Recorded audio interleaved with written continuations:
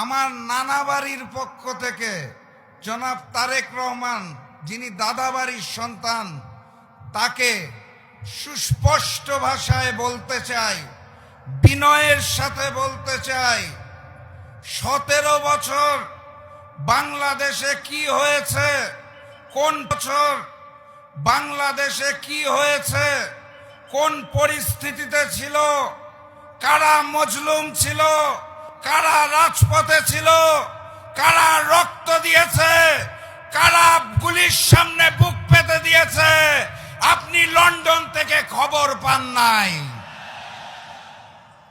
এই কারণে লন্ডন থেকে নেমে ওই আগের স্বৈরাচার ফ্যাসিস্ট শেখ হাসিনার সুরে তাল মিলিয়ে কথা বলা শুরু করেছেন।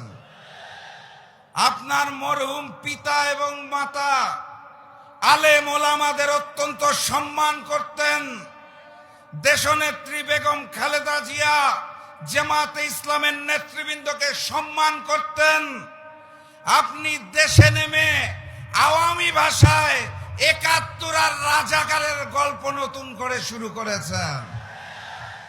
আপনি ইতিহাস বোধহয় ভুলে গেছেন। আপনাকে বিনয়ের সাথে স্মরণ করিয়ে দিতে চাই, শহীদ প্রেসিডেন্ট জিয়াউর রহমান প্রেসিডেন্ট হওয়ার পর সর্বপ্রথম যাকে প্রধানমন্ত্রী করেছিলেন সেই ব্যক্তিটিকে দয়া করে ইতিহাস পড়ে দেখবেন।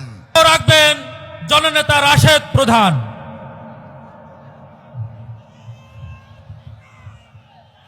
বিসমিল্লাহির রহমানির রহিম। বগুড়া আয়োজিত আজকের এই নির্বাচনী সমাবেশের সম্মানিত সভাপতি, মঞ্চে উপবিষ্ট 10 দলীয় নির্বাচনী ঐক্যের কেন্দ্রীয়, আঞ্চলিক এবং জেলা পর্যায়ের নেতৃবৃন্দ, আমার সামনে উপস্থিত সাংবাদিক ভাইরা এবং প্রাণপ্রিয় বগুড়াবাসী, সবাইকে জানাই আমার দল জাগপার পক্ষ থেকে সংগ্রামী সালাম এবং শুভেচ্ছা। আসসালামু আলাইকুম। আপনারা কেমন আছেন?